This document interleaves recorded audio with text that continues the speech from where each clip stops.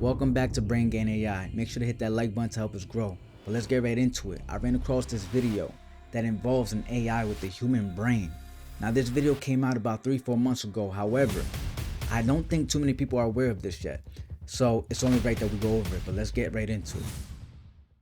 Guys, let's talk about the insane pace of AI and robotics development lately. It's been moving fast, real fast, but what's happening in China right now is on a whole other level. They've created an AI robot that's unlike anything we've seen before. And trust me, when I first heard about this, my mind was blown. Man, China, they're always up to date with things. I'm not gonna lie. Where I'm from, we're like in between. We're updated and outdated. When you go to China, it's like they're 50 years ahead of us. That's how I be feeling like, according to the stuff I be seeing on the internet. So let's see what they're up to now. Let's cut to the chase. Cut to the chase! This isn't your average robot with a silicon brain. Nah, these mad scientists have gone and given it a brain made from actual living cells. You're not mishearing me. We're talking about a robot with a partially biological brain. They've crossed a line that many thought was uncrossable, redefining the very essence of artificial intelligence. Now, before you start picturing some kind of cyborg monstrosity, let me paint you a clearer picture. They're calling this thing a brain on a chip. Sounds pretty futuristic, right? Well, it kinda is. A brain on the chip. Usually I would think a chip on the brain. Let's see what they talking about. Instead of relying on traditional computer circuits, these researchers have grown teeny tiny brain cells in a lab and plopped them onto a microchip. With surgical precision, they've transplanted the essence of human cognition into the cold heart of a machine, kickstarting a whole new era of smart machines. But here's where it gets really trippy. Our brains, right? They're these complex networks of neurons all firing and connecting. Somehow, these absolute geniuses have managed to recreate that on this tiny chip. Now let's rewind a bit and talk about how they actually pulled this off. It all starts with stem cells, the superheroes of the cell world. These little guys can transform into pretty much any cell in your body. It's like... Wow. I'm speechless right now. Honestly, this is the first time I'm watching this video as well. I ran across it and I wanted to save it for this video reaction, and I can't believe what I'm listening to right now. I didn't think we was this far ahead. This gets crazier. Let's see what's up. Cellular shapeshifting. So these scientists took these stem cells and essentially said, today you're going to be brain cells, and somehow they actually managed to do it. They coaxed these cells into growing into this intricate network of brain cells, mimicking what you'd find in a human brain. Then, in a move that probably made every sci-fi writer jealous, they stuck this cellular brain onto a special microchip. And just like that, robot brain. Now you might be thinking this is cool and all, but why should we care? Well, let me tell you, this is a game changer. Most AI we deal with today is based on computer programs, right?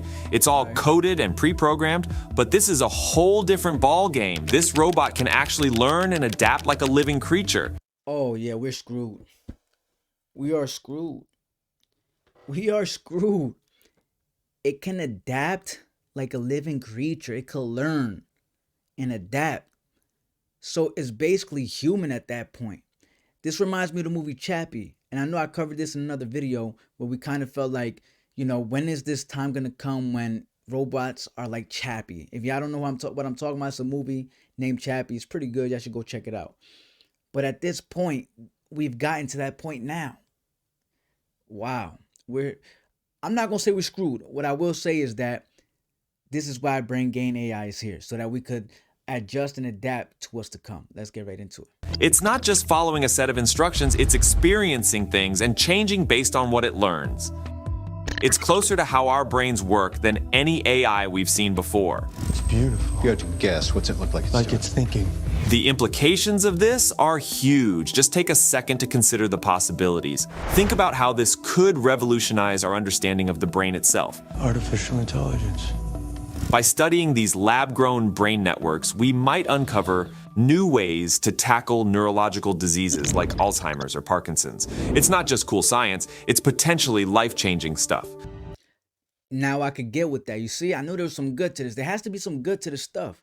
I think a lot of us are scared of change, but if we learn to adapt and adjust, we could find the positive in these things, especially when it comes to AI. They're a step ahead with some stuff, man. So let's see what's up. My only question is, if humans make AI, why does it appear as if AI is more intelligent than humans are? And that's what kind of gets to me sometimes. That's a question I would love to answer to you guys one day. Yeah, babe. But as of right now, let's move on with this. But let's not get ahead of ourselves. This tech, as amazing as it is, also opens up a whole can of worms when it comes to ethics. We're entering uncharted territory here. At what point does a robot with a living brain become, well, alive? It's not just a philosophical question anymore. It's something we might actually have to grapple with in the near future. Creepy. That is creepy. See, I don't mind, like, the robots is already like, it's already I don't know if a culture shock would be the term, but it's already a shock, right? But now when they start looking like humans, I don't think they got to go that far, in my opinion. I don't think they got to go that far. But, you know, the regular robots, I would like to tell the difference between a robot and a human without having to get so close to it or feel the texture of the skin, right? That starts to look a little creepy at that point. I'm not going to lie. Now, I can almost hear some of you freaking out. Skynet, anyone? Are we on the brink of a robot uprising? Relax, we're not quite there yet. He just predicted my reaction. That's hilarious, man. This is still early days, and there's a lot of work to be done before we see this tech out in the wild. But it does mean we need to start having serious conversations about the implications of this technology. The thing is, this isn't just about creating smarter machines. It's about blurring the lines between artificial and biological intelligence. We're talking about a future where the boundaries between AI and biotechnology start to disappear. It's exciting, it's a little scary, and it's definitely going to change the world as we know it. But here's the thing, with all this potential comes a huge responsibility. Are you afraid that I'm going to turn into some kind of criminal? Quit worrying about me, okay? We're not just talking about technological advancement here, we're talking about potentially redefining what it means to be alive, to be conscious. I was just about to say that consciousness. Will it have actual consciousness? That's my concern. Because if it can make decisions for itself where it will no longer listen or, you know, be obedient to a human or its owner that's operating it, whatever the case is, then that's when it starts to become a little crazy. Because what if you own a robot and you tell him, yo, hey, can you clean up the kitchen for me? And he says no. And then you're like, please? You better do it now. And he's like, or else. Now it starts to get freaky. You know what I'm saying? And he says, what you gonna do about it? And, you know, now it starts to get a little creepy from there. So that's the part that I'm really concerned about. You know what I mean? Let's keep going. These are big, heavy concepts that we as a society need to wrestle with. But that's the nature of progress, isn't it? It pushes us out of our comfort zones, forces us to confront new realities, and while it can be daunting, it's also incredibly exciting.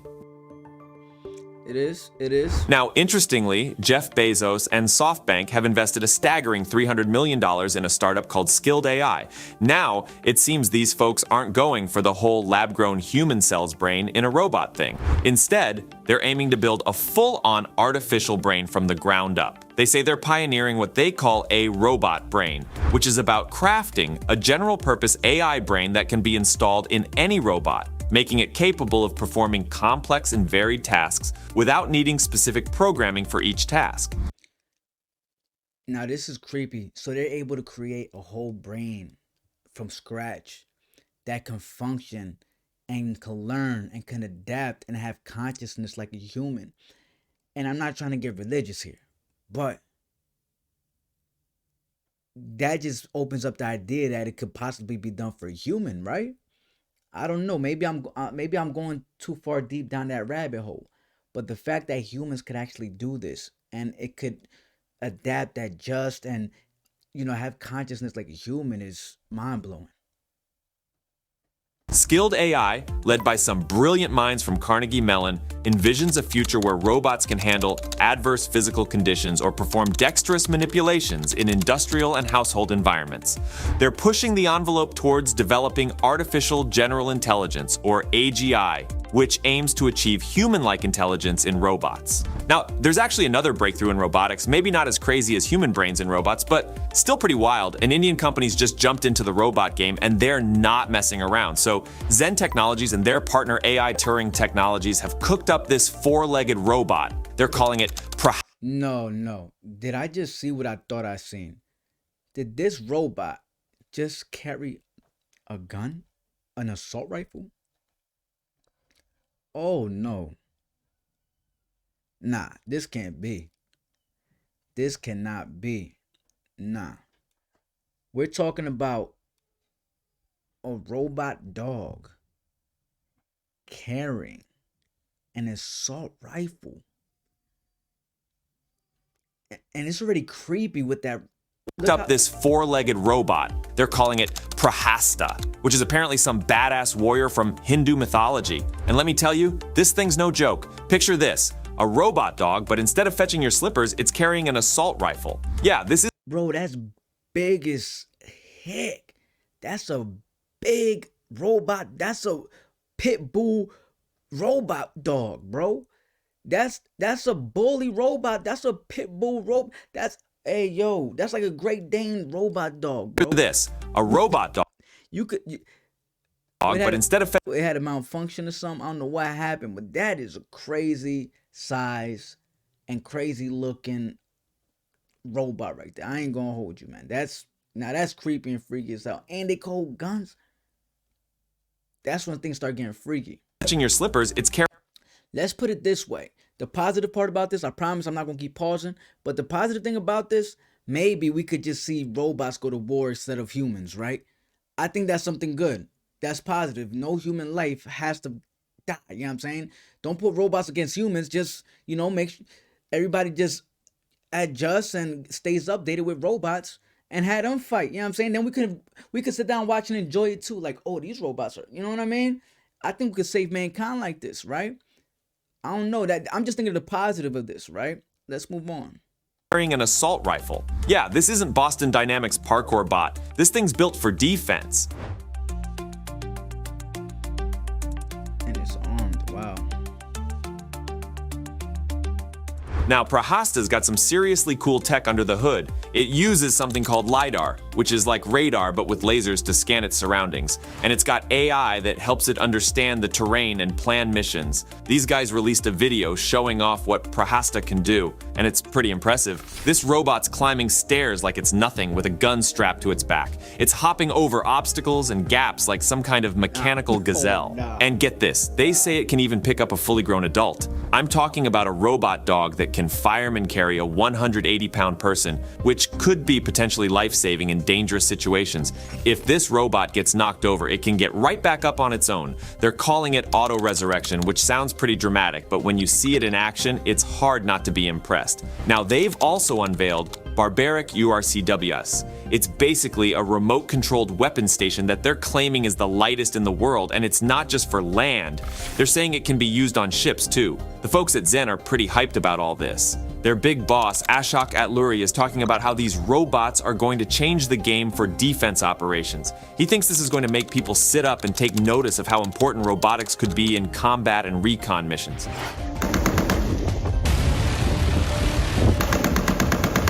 Wow. It's worth noting that Zen's not new to this game. They've been Like I mentioned, this could be a great thing if we could replace human soldiers, for robots. I think that's a better idea, and just have people work in the army, whatever military, to, operate these things, maybe collect all the pieces after they're all broken up to remake them, stuff like that. Those kind of, there could still be a lot of job opportunities when it comes to the army and the military, because I understand that a lot of people join the military, not necessarily to protect the country, but because they have great opportunities as far as financial. So, that's just my perspective on this. in the defense tech business for a while, making things like anti-drone systems and combat simulators. In fact, they've shipped out over 1,000 simulators and training systems worldwide. So, what does all this mean? Well, we're looking at a future where robots aren't just in factories or delivering packages. We're talking about robots that could be on the front lines. But of course, just like with the brain chip robots, this raises some big questions. How much autonomy should we give to armed robots? What are the ethical implications of using AI in defense? These are heavy topics we're gonna have to wrestle with as this tech keeps advancing. All right, if you like this video, please give it a thumbs up and subscribe for more AI updates. Yeah, subscribe, Share your thoughts in the comments below. like, and all that good stuff. Really, because if you haven't seen this video through the source, you should be thanking me. I will leave a link in the description of the original video, by the way. But if this is the first time you've seen it, or if you just seen it already and you like my reaction, make sure to hit that like button, click the notification bell, all that good stuff. Thank you so much. Thanks for watching, and I'll catch you in the next. All right, so that's about it, man. What I will say is that I think this could be good, but obviously there's a lot of scary things about this. With Brain Gain AI here, we are wanting to make sure that everybody that isn't aware of these things become aware. And even though he does mention in that video that they're still far behind, there's still a lot to go through before these things could actually be in the streets, right? Where you could see them on a regular basis. So till then, that gives you the opportunity to kind of let it just register, you know, so that way it's not like a complete shock value when it happens. And it's just like, whoa, at least now you learn to accept it. You learn to adjust, and you learn to learn it. You know what I mean? So that way you could be prepared as best you can for when this time comes, and you might be able to, you know, educate yourself on some things that could make you a step ahead of what's taking place as well. So that's all I got for you guys. Thank you for tuning in once again to Brain Gain AI.